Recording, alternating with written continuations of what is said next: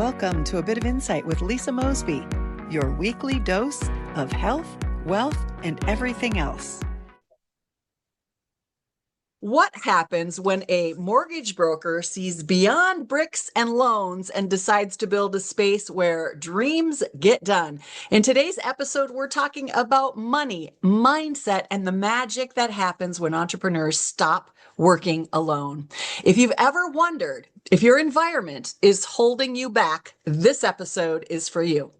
Hey, everybody, welcome back to A Bit of Insight. I'm Lisa Mosbey, your host, business advisor, wellness advocate, and curious conversation starter. Today's guest is a powerhouse entrepreneur who knows a thing or two about building foundations, both literally and figuratively. She's the founder of a successful mortgage company and the creator of a vibrant co-working space designed to help entrepreneurs escape isolation, shift their mindset, and connect to momentum. Whether you're working from home, a home office, a kitchen table, or your favorite coffee shop, you'll want to hear about surrounding yourself with the right people and how that can fuel your business growth. This is a conversation about more than real estate or office space. It's about reclaiming your energy, finding community, and creating the life you've set out to build. Welcome, Kim Peterson, mortgage broker and founder of the KTP Collaborative, a co-working space in Hudson, Wisconsin. Thanks for joining me today, Kim. Thank you so much for having me, Lisa. Wow, what an intro. Oh, yeah, it was my pleasure. I actually got to tour your space. The audience, I am in Wisconsin right now. And so I got to tour her space. And it's an option for me, a place for me to work when I am out and about. Living out of my car, it doesn't always lend to professional spaces. You don't want to work from hotel rooms and lobbies and Airbnbs. So finding these unique spaces, are wonderful, and there are more and more of them popping up. But we're going to get to that. I want to start with your mortgage business because that's kind of where all this started. You were a solo entrepreneur working alone and said, yeah, I can keep doing it this way, or maybe there's something better. So would you share a little bit about your thought process and your story on how you went from being alone to creating this community? Yeah, for sure. So, I have been in mortgage since 1998. So you can do the math on that. And I was mostly in operations until 2013 when I decided to move into originating. And originating is scary because it's 100% commission. I had two little kids at home. My husband was kind of doing a lot of stay-at-home dad stuff, so I was the primary breadwinner. And it was scary, but I knew I needed to make this opportunity for my family. So I moved into originating. I gave it my heart and soul and my all, like we tend to do as women entrepreneurs. And pretty quickly, I was in the top 1% of loan originators in the nation, and have continued to stay there year after year. So that allowed me to grow a team. And in 2022, the core organization we were working with was growing and growing. I was kind of trying to elbow and scratch my way to the table. Yeah. And there just wasn't room for me at the table. So I decided to create my own, and we opened KPT Mortgage Advisors. Our open date was January 2023. So we've been in business now for about 2.5 years. And there's four of us on the team. We have been remote since even before COVID. My teammates have lived all over the country. Currently, they live scattered throughout Minnesota. I'm the only Wisconsinite. But last fall, I started to have a feeling like I wanted to open an office downtown Hudson. I've been meeting the most incredible business people in Hudson. I wanted to spend more time with them. So I thought, what better to open a space where we also can connect and meet and network together. So I talked to one of my mastermind groups about it, and I said, this is what I want to do. I want to open a mortgage company, but I want it to be a little bigger, and I want space for everyone to come in and hang out. And they said, that sounds great. How much are you going to charge? And I said, nothing. One of my mastermind gals is a financial planner, and she said, that's not a really good idea. Not a great business model. So from that idea grew KPT Collaborative, which is a co-working space with intention. So a lot of co-working spaces are kind of that moody place where you hang out and pop up on your laptop and do your thing and put your headphones on. And I wanted to create something more for professionals. So I've been amazed by the professionals that are coming into our office. And it's exactly what I was hoping for. People that are excited about what they're doing, they want to share, they want to find ways to do more. One of my favorite members, Tina, she says, I just sit here and I think, how can I use this space and what can I do? And she's organized some amazing workshops, some retreats, some mastermind groups in our space. She's bringing her clients in there for one-on-ones. It's just been an awesome thing to watch her business grow and thrive. And the other part of all of this is the networking aspect. So bringing like-minded people together, people that are finding ways to do business together. We have a videographer in the space. She's doing work with people there. We even have a construction cleaning gal in the space, and we have two builders in the space. So they're finding ways to work together.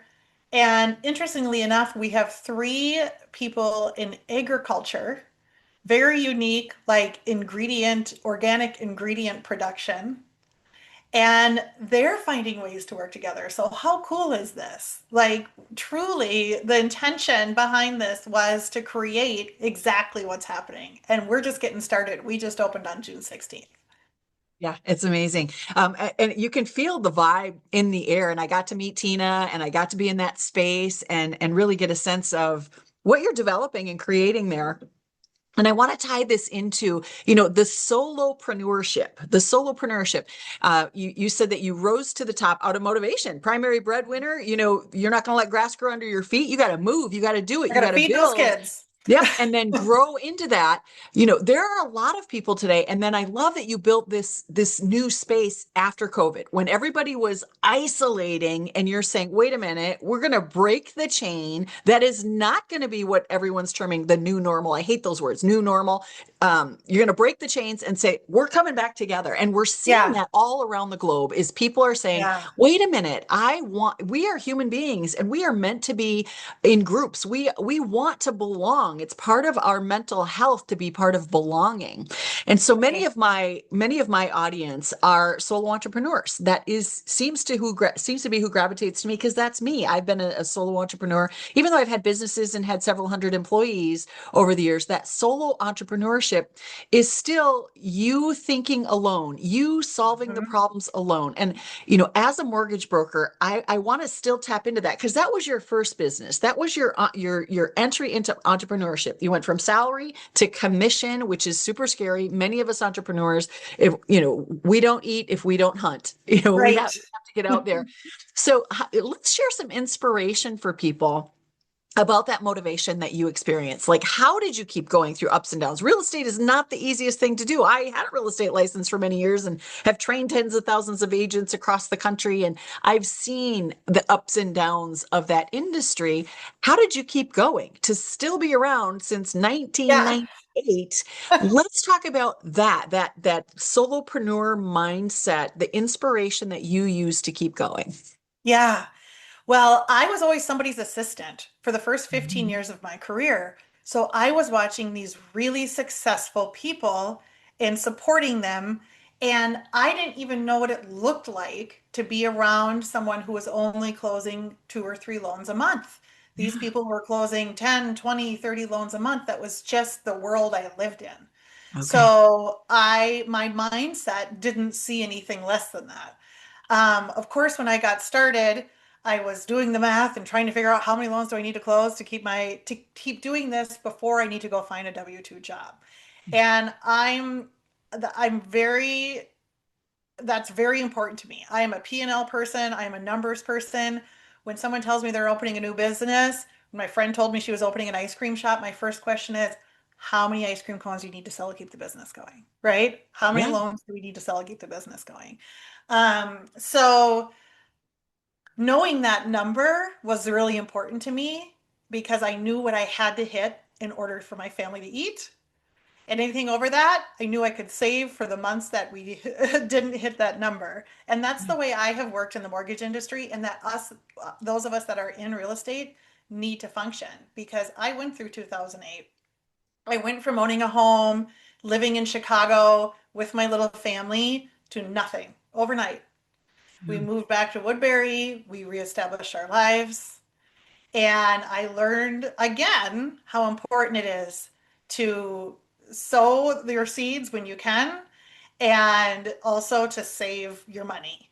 So in today's market, we have had the slowest 3 years that we've ever had. And my old boss used to say, there's nothing like opening a new business in a down market. And I knew for sure we were not going to fail. Because for one thing, I had a huge nest egg from COVID when the rates were 2% and we refinanced everybody and their brother. Right. I Yeah. didn't buy any yachts. I didn't buy a second home. I didn't travel the world. I stashed all that money in my bank account, and knowing that someday I might need it. Mhm. So I haven't had to lay anybody off in my team. That's really important to me. I want them to feel stable. I want them to feel secure. And we were starting to get those vibes at our last employer. Hey, you're going to have to let somebody go. We're not, the numbers aren't numbering. And I said, I'm pretty sure they can work. We just need to take out the 17 layers of management that we've been paying along the process. So we made it simple. We brought it down to very simple grassroots style, and we've made it work, even in a market that's tough. And from that, I was able to also invest in the co-work space because our industry, like so many industries, and I'm sure a lot of solopreneurs can relate to this right now, we're either going fully automated or fully integrated personally. We need to get in front of our clients and create relationships, right? So, how better to get in front of the people I want to work with than to build an office for them to come into? Yeah. Really like Yeah. To unpack all those things that you just said. The term that I hear or use often, I learned this from a mentor and a coach of mine. We got to get naked with our numbers. Like yeah, before you even start your business, what is your projections? What does it look yes, like? What are all of your expenses? Where does the money go when it comes in? How long is yes, it going to take before you get paid? Do you have other people you need to pay? And yes, what do your sales need to be? I mean, that's the bottom line. And I run as a business coach, as a confidence coach, being in this industry for so long. I started in 1983, so I'm not aging myself at all. My real estate license I got on my 18th birthday, 1983. I took that's the test, great. and so I didn't know any better. I figured this whole thing out on how do we get started? How do we grow a business? People wanted to take an 18-year-old under their wings and teach them about the business, like the grassroots. I didn't have any money. I just came out of high school. How do I find a car that I can drive people around in, pay for Yeah, real estate training, pay for education, all of those things. And oftentimes we get this harebrained idea that, I have a great idea. I'm going to jump into business, but there's so many things we can be doing while we're still working. So for those people who are ready to make that transition, spend some time in a co-working space. One of the beautiful things you offer is a day pass. People can come work there, build their plan, come up with their mhm, idea, develop their financial strategy with their business and associate with other entrepreneurs. The yes, beauty of co-working. And then they're networking. They'll find those resources. Who's somebody that does marketing? We know Tina does marketing and coaching, and there's many other folks that I've met in your space that can help newbies get started, or yes, those folks that maybe you're not profitable yet and you need to get back to the basics and figure out your numbers first. for Uh, sure. how do you introduce businesses? Now we know where you're coming from. You have this amazing experience. So anybody who gets to be in your presence, I'm sure you're going to pour into them. But how do you also connect in this co-working space? Folks that make it maybe can mentor, or how do you encourage that learning within your space so that we don't just network and get to exchange names and phone numbers, but actually pour into each other's businesses? Yeah. So that's really the messaging that we give right out of the gates. In my conversation with you, whenever someone comes into our business, that's the messaging I give them. And it was so interesting yesterday. I had a gentleman come in, they're thinking about moving from the Twin Cities out to Hudson. He owns his own business. Again, it's an agriculture business. And he said, these kind of places really aren't my jam. I've been to all the ones in the Twin Cities. I don't really like it that much. I would want my own office. And I said, well, I can understand that because these kinds of places aren't my jam either. That's why we do things a little bit differently. And he said, well, what do you do differently? So I asked him about his business and I better understood his business. When I was able to tell him about the two connections I could already make for him, his jaw hit the floor. He's Wow. like, you've got to be kidding me. All of this in 10 minutes of just meeting you, and you've already got two real solid connections for me. I said, yeah, that's exactly what this is all about. And it's really funny, but it's almost like the universe is bringing these people together that can collaborate. I mean, I thought and thought and thought about what to name the business, and there's a naming convention in mortgage where we have to use our names in our titles, which is why I came up with KPT, Kim Peterson Team. Wow. Okay. And we shortened it to KPT. So I thought, well, I'm just going to bring the naming convention into the collaborative. KPT collaborative. But that word collaborative is so important. Most co-working spaces are Mhm. not considered a collaborative. And this really is. So I want to stand behind that. I want to stand behind that branding and help people understand this is why we're here. One of my members is just amazing. She hires college kids to work for her cleaning business. Mhm. And she sees these kids that have so much potential. So she's asked me, will you sit down and connect with them? And they've been great. And one of them, I asked if she would help us with all of our marketing, and we'll do it as a part of your senior project. We'll get you internship credits for it. And you are going to meet so many amazing people in this business that you might be able to help. How fun is that? She's so excited, right? And just there's so many different, we can help people that are CEOs, we can help people that are running their own successful businesses, executives, and we can help the college intern who's looking for a way to learn more about what she can do. It's no longer, let's just go work for a corporate world. It's like, let's get together. We can be our own entity. We can create our own growth amongst each other because we're different, not because we're the same. Let's talk about how we budget for this because, we started with the numbers. A lot of people say, well, I'm not making any money. Can I spend? And your entry rate is 299 for the month at the moment. And, as you fill up, I'm sure that price will go up. But how do folks budget for that? I mean, right away, this gentleman from the Twin Cities that comes out, you've got two potential contacts. He probably is going to make that money pretty darn fast. 300 Right. bucks in that industry, it'll more than pay for itself. Who knows? A contact like that may even pay for itself for the entire year to be able to have access to that space.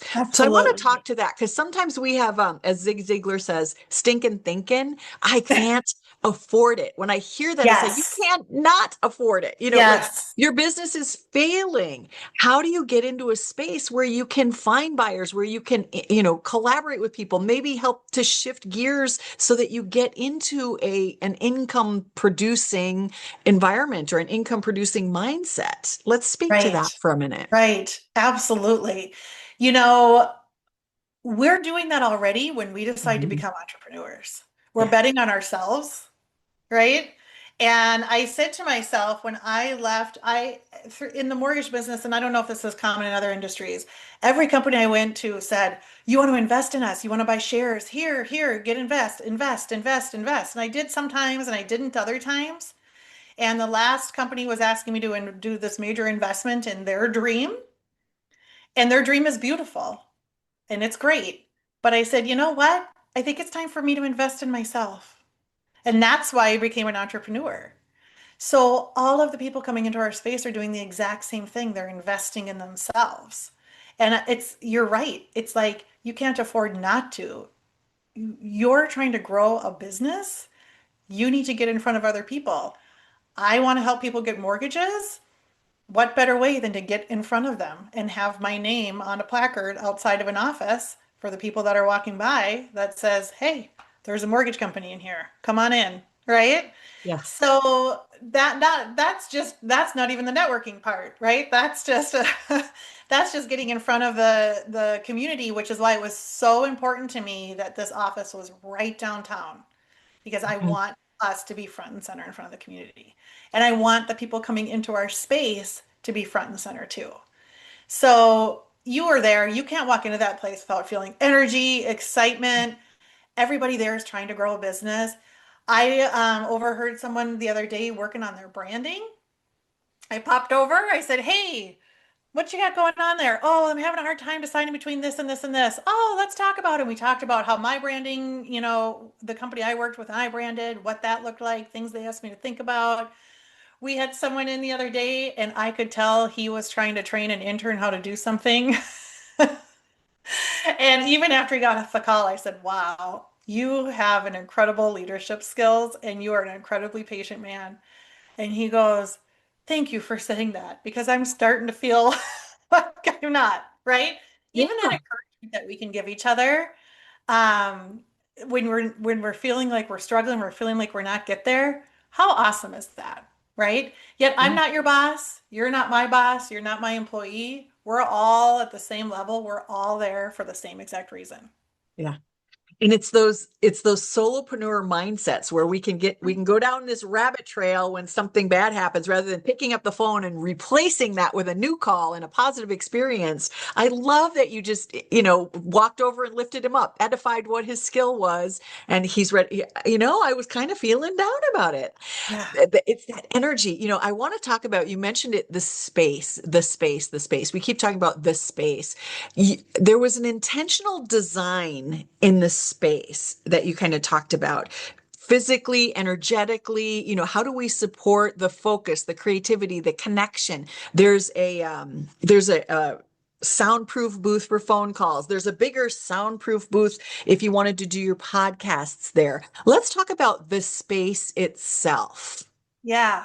Yeah. So I am not a designer by trade, but as a little girl, I thought I was going to be an architect and I used to draw houses and draw plans and get my little ruler out and do all these things. So this was kind of my little childhood dream to create this space. And I learned a lot. I did about 17 iterations of the design and the layout as I learned. Well, Kim, if you want to do it that way, we have to move the heating and air conditioning vents, and that's going to cost another 15,000. Okay, I guess I'll restructure it again. I learned so much from it. And it was so fun. It feels really personal. And when people walk in there, it feels exactly what I wanted it to feel like. I wanted it to feel upscale. I wanted it to feel inviting. I wanted it to feel warm.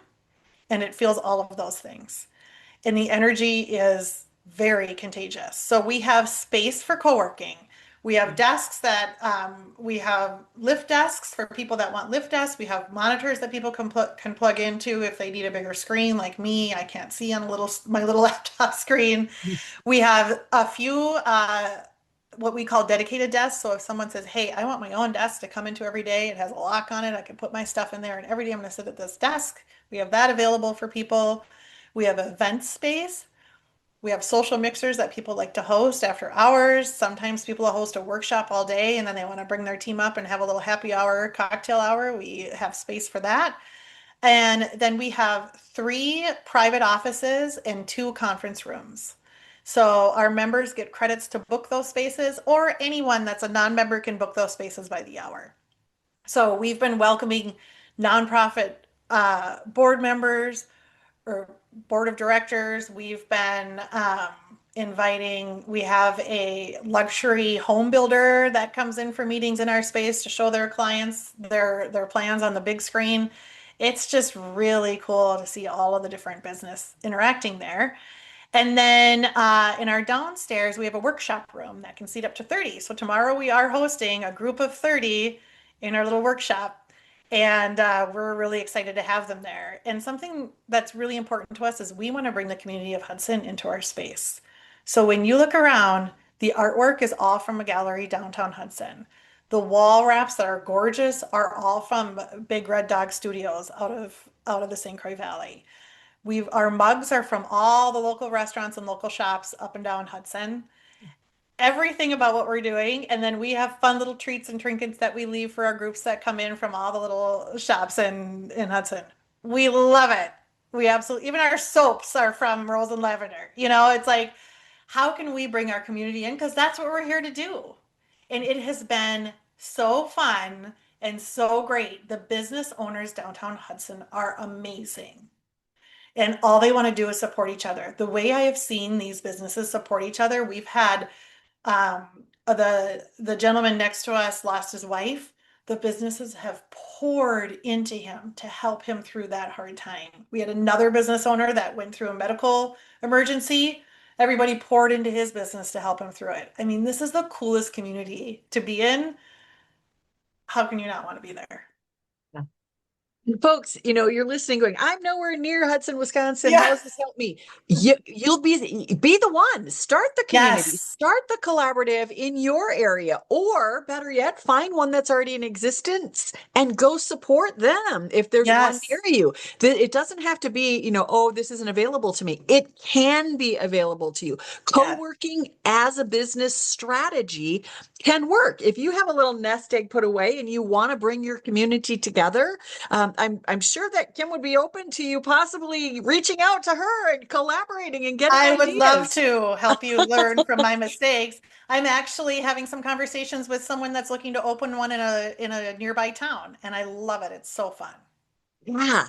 Mindset, momentum, and meaningful work. That's what comes to mind as we're having this conversation. I just keep coming back to this co-working as a business strategy mindset. Solopreneurs have their own mindset, but when we get into collaboration, we have the independence, we have the leadership, and it brings to the conversation such a unique perspective versus the boss and the employer, where we're doing what we're told versus all of these independent co-working people who have amazing ideas and they're thinkers, they're readers, they're people who engage all the time. There's just an energy that is available to us.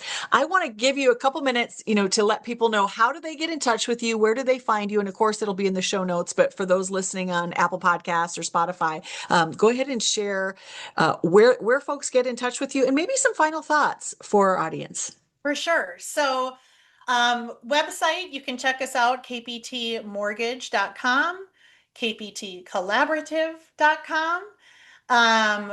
We've got ways for you to connect to us in there. That's probably the easiest way to reach us.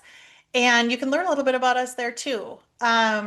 We are always eager to talk to people, even if they're just looking looking to have questions answered or learn more about mortgage, learn more about co-working. Let's do it. We'd love to help. Beautiful. All right, folks. I hope this landed for you. I always say that success isn't just about what we build, it's about who we build it with and the environment we choose to grow in. Who do you want to surround yourself with? My guest today reminded us that whether you're securing a mortgage or you're stepping into a co-working space, it's not just about structure, it's about the foundational benefit that we get from it. If you've been trying to build your business alone, maybe today is your sign to shift your surroundings, seek out community, and see what's possible when you allow yourself to grow in good company. Until next time, I'm Lisa Mosbey, inviting you to live well, stay curious, and never stop seeking insight. And Kim, thank you so much for being my guest today. Thank you so much, Lisa. I loved it. My pleasure. Thanks for joining me on A Bit of Insight. To get more involved with our wellness community, grab a copy of my book, Live Well, Travel Far, or to explore our travel offerings, visit the website at insightcenterforwellness.com. And if today's episode gave you something to think about, leave a review and please share it with a friend. This is Lisa Mosbey reminding you to live well, travel far, and always follow your insight.